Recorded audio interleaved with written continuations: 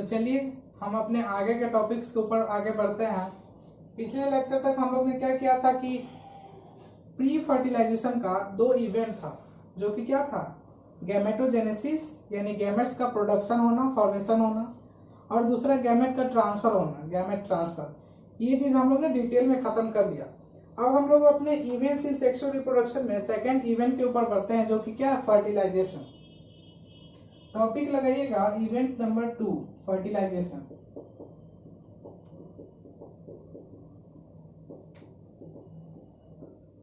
तो फर्टिलाइजेशन से हम लोग क्या समझते हैं? फर्टिलाइजेशन का मतलब ही होता है fusion of gamete.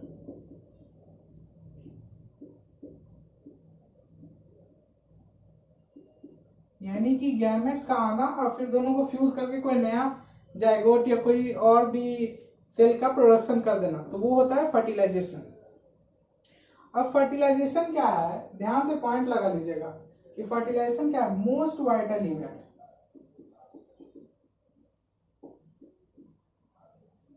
Most vital event of sexual reproduction.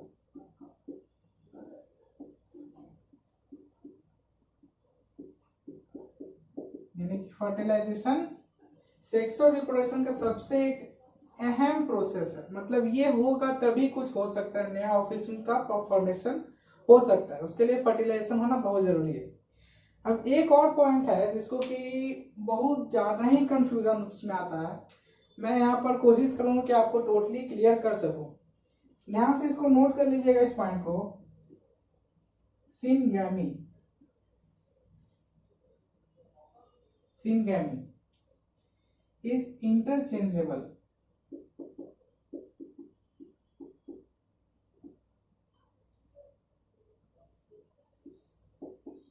syngamy is interchangeable to fertilization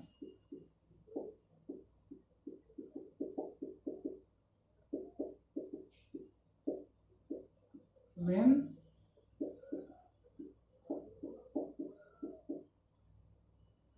the ploidy of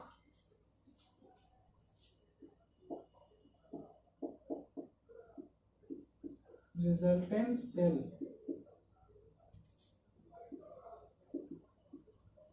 after fertilization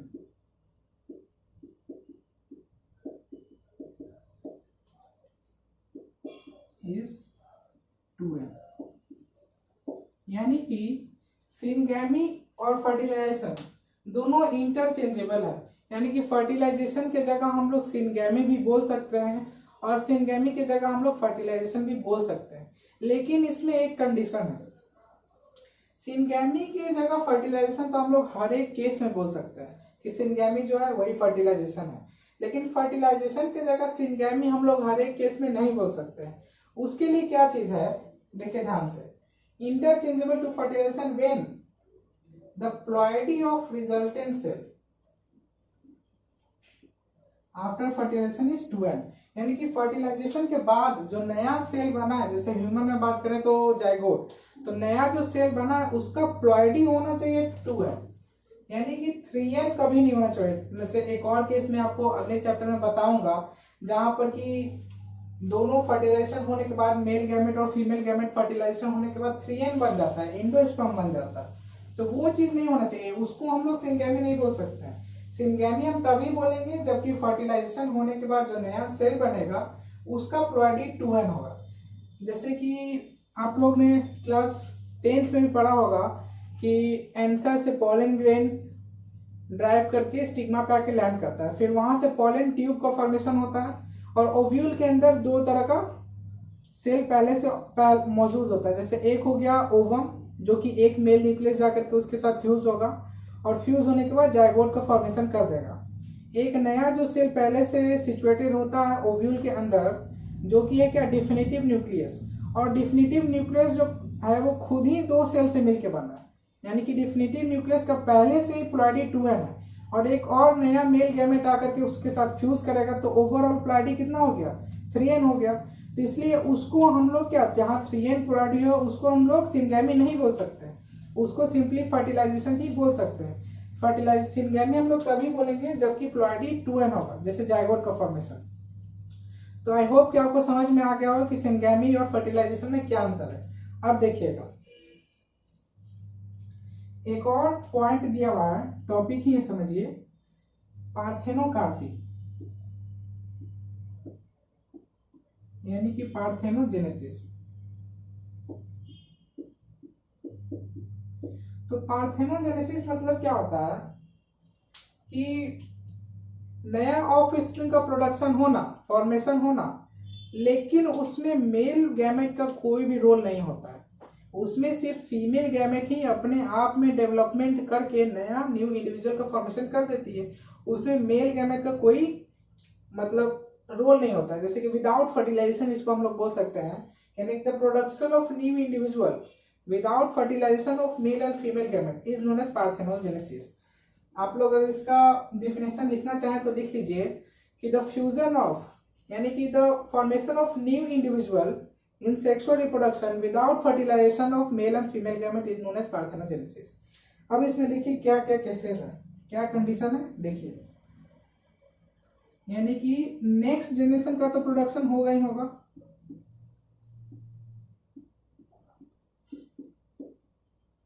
condition क्या है कि फर्टिलाइजेशन नहीं होना चाहिए, विदाउट फर्टिलाइजेशन, ठीक है। नेक्स्ट जनरेशन का फॉर्मेशन हो गया। अब मैंने आपको बोला कि नेक्स्ट जनरेशन का जो फॉर्मेशन होगा उसमें मेल गैमेट होगा, उसका कोई भी रोल नहीं होगा, मेल गैमेट का कोई भी रोल नहीं है। फीमेल गैमेट ही आपस में मतलब खुद में ही डेवलपमेंट करके, जैसे ये गैमेट हो गया, मान लीजिए इसका ये न्यूक्लियस हो गया, तो अपने आप में ही कुछ कुछ डेवलपमेंट करके वो न्यू इंडिविजुअल का फॉर्मेशन कर देगी। ये मान लीजिए कि अगर एन है, मानना क्या है गैमेट तो हमेशा एन ही होती है, और ये फीमेल है, ये खुद में क्या करेगी, डिवीजन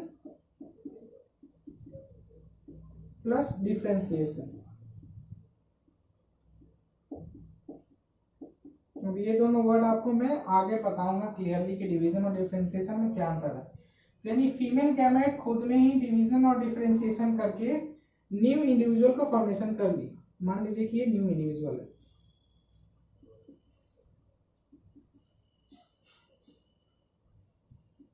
ठीक है। तो हम लोग ने देख लिया कि कैसे विदाउट फर्टिलाइजेशन दोनों बिना मेल और फीमेल फर्टिलाइज हुए न्यू इंडिविजुअल का फॉर्मेशन हो गया। डिवीजन और डिफरेंशिएशन में भी डिफरेंस है, मैं आपको बताऊंगा। अब देखिए जो न्यू इंडिविजुअल का फॉर्मेशन हुआ है वो उसका प्लॉइडी एन भी हो सकता है, 2n भी हो सकता है।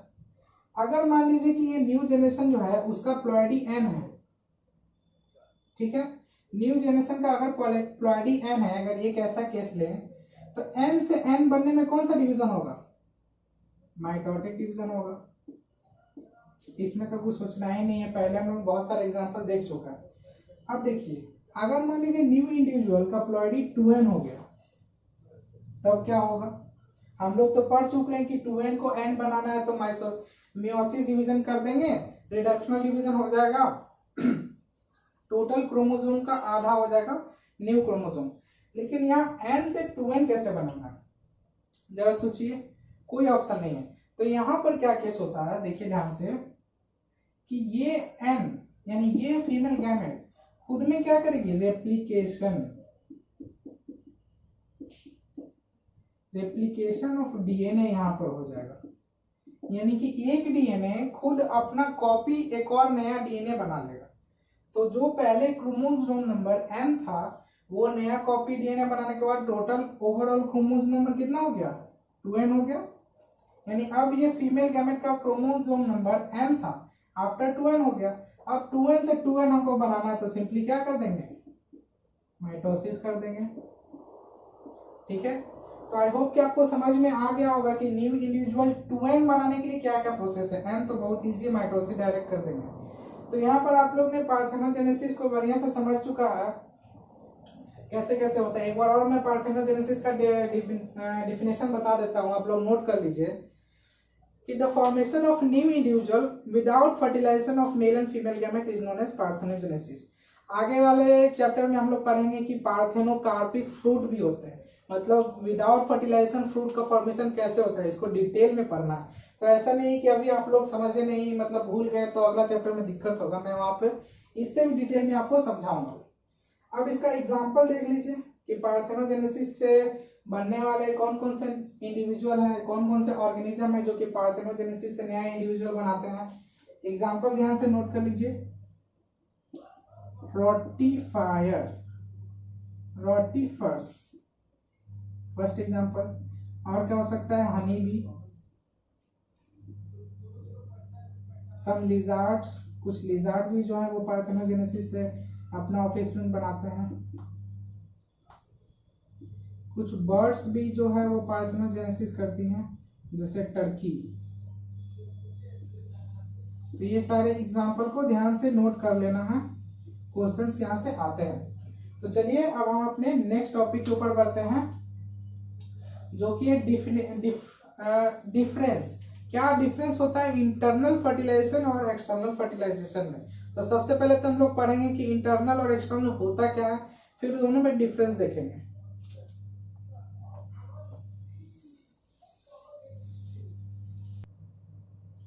चलिए अब नेक्स्ट टॉपिक के ऊपर देखिए क्या है, फर्टिलाइजेशन। फर्टिलाइजेशन भी दो तरह का होता है।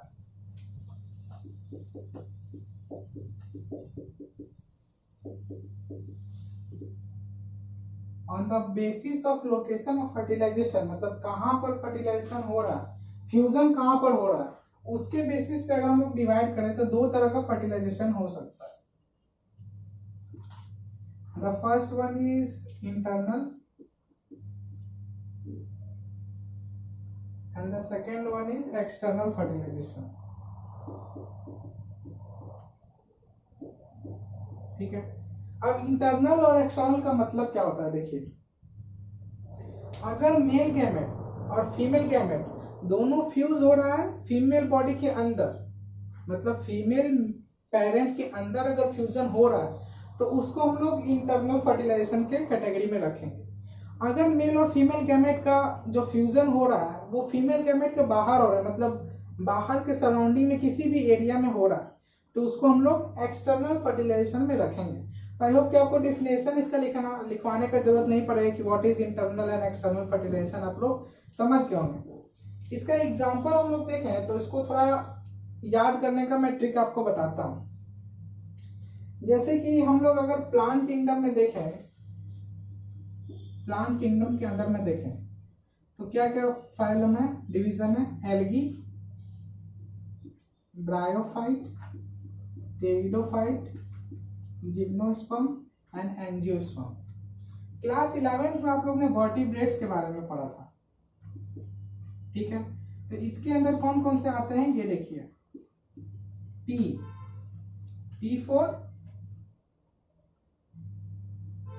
पी फॉर पीसेस, यानी कि फिश के अंदर फिशेज आती है पीसेस के अंदर। दूसरा देखिए A for amphibians, R for reptiles, फिर से ए फॉर, यहाँ पर ए का मतलब एप्स हो गया, AVES यानी बर्ड्स, और नेक्स्ट क्या है हमारा एम यानी कि मैमल्स। तो इसका हम लोग एग्जांपल अगर याद करने की कोशिश करें तो सबसे पहले तो एक्सटर्नल फर्टिलाइजेशन का एग्जांपल लिखते हैं। एग्जांपल, तो इसके अंदर आप लोग प्लांट में से एल्गी को डाल दीजिए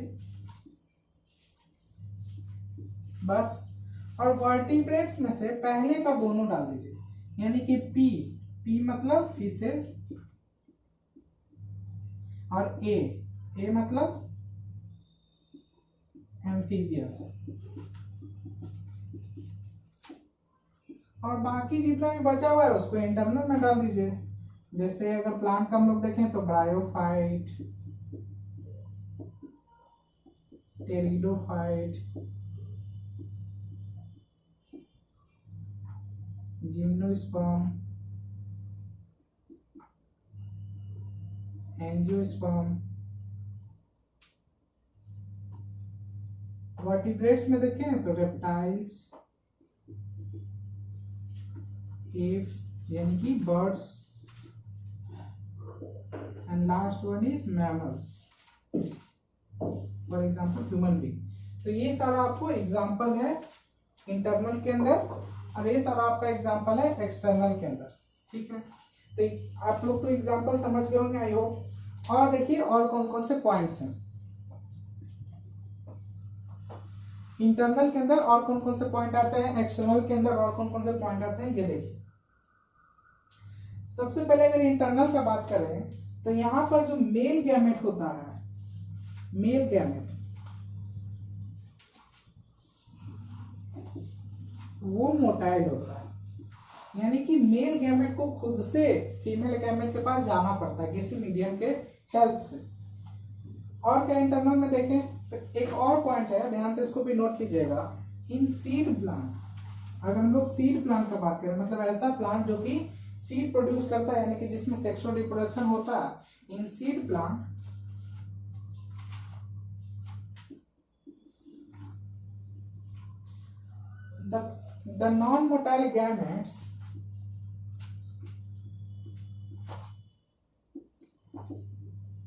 the non-motile gametes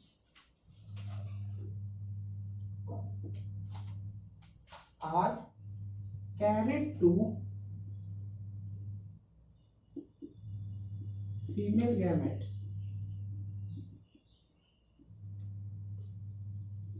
via pollen tube। यानी कि अगर हम लोग सीड प्लांट में देखें तो जैसे इस तरह का मान लीजिए, ये हो गया हमारा स्टिग्मा, ये स्टाइल, और ये हो गया ओवरी, ठीक है। ये हो गया मान लीजिए आपका इस तरह से ओव्यूल यहाँ प्रेजेंट है, इसके अंदर न्यूक्लियस प्रेजेंट है, ठीक है, 8 न्यूक्लियस प्रेजेंट है।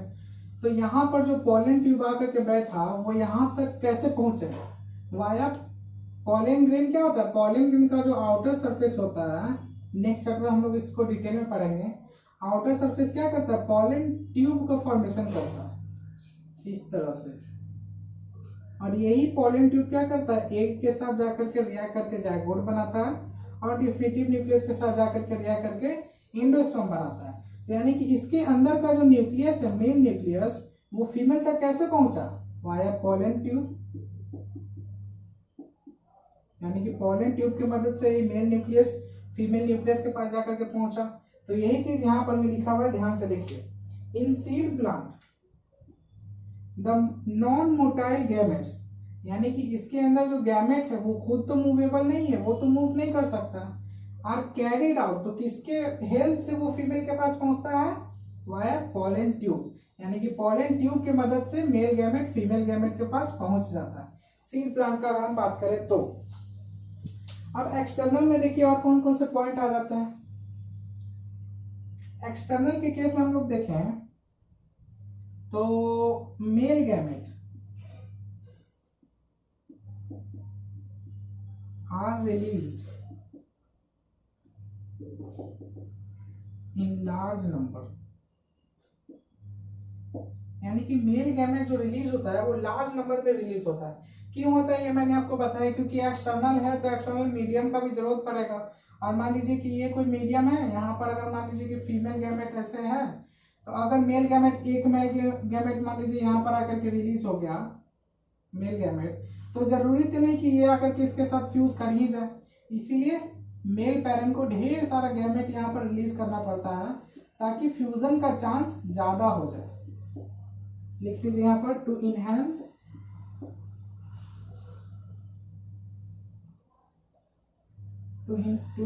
the probability of fusion, यानी कि फ्यूजन होने का चांस ज्यादा से ज्यादा यानी मैक्सिमम हो। यानी कि अगर इतना सारा मेल गैमेट है तो इसमें से एक भी अगर फीमेल गैमेट के साथ फ्यूज हुआ तो नया ऑफस्प्रिंग का फॉर्मेशन क्या हो जाएगा आसानी से। अब और देखिए और कौन कौन सा पॉइंट हो सकता है एक्सटर्नल के अंदर में। तो एक्सटर्नल के अंदर में एक चीज और हो सकता है, ध्यान से नोट कर लीजिए, large number of offsprings are formed, like frog का एग्जांपल हम लोग ले लें। तो यानी कि इसमें क्या है कि एक्सटर्नल के अंदर में एक बार में एक से ज्यादा ऑफस्प्रिंग का फॉर्मेशन हो सकता है। जैसे अगर फ्रॉग का एग्जांपल है तो एक बार में हंड्रेड्स ऑफ टेडपोल का फॉर्मेशन हो जाता है एक ही फर्टिलाइजेशन में। अब इसमें एक डिसएडवांटेज है, इसको भी ध्यान से नोट कर लीजिएगा, मैं दूसरे पेन से लिख देता हूं। डिसएडवांटेज यानी कि एक्सटर्नल फर्टिलाइजेशन का क्या डिसएडवांटेज है, नोट कर लीजिएगा। क्या हो सकता है? वल्नरेबल टू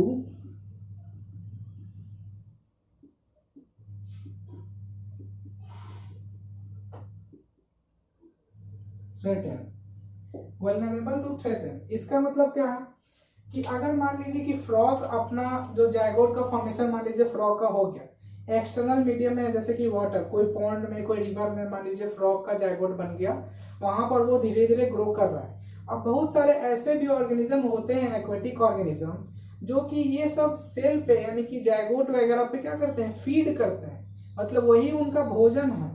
तो बहुत ज्यादा चांस होता है कि ये जो जायगोट है वो नया ऑफ स्प्रिंग इंडिविजुअल में कन्वर्ट हो जाए। ज्यादा से ज्यादा मैक्सिमम जो होता है वो ईटेन बाई मतलब एक्वेटिक ऑर्गेनिज्म के द्वारा खाया जा चुका होता है। कुछ ही ऐसे होते हैं जो कि बच पाते हैं और नया फ्रॉग का फॉर्मेशन कर पाते हैं। तो आई होप कि आपको यहाँ इंटरनल और एक्सटर्नल फर्टिलाइजेशन में कोई दिक्कत नहीं होगी और सारे डिफरेंस क्लियर हो गए। इसमें मेन चीज जो आपको याद करने वाली है वो है एग्जाम्पल्स। ये सारे आपको एग्जाम्पल्स याद रखने हैं और इसको याद करने का ट्रिक मैंने भी आपको बता दिया था कि प्लांट में और वर्टिब्रेट्स में दोनों में किस तरह से डिवीजन करके हम लोग इंटरनल और एक्सटर्नल का एग्जाम्पल याद कर सकते हैं। तो चलिए अब नेक्स्ट वीडियो में हम लोग इसके आगे के टॉपिक्स को कवर करेंगे। तो थैंक यू।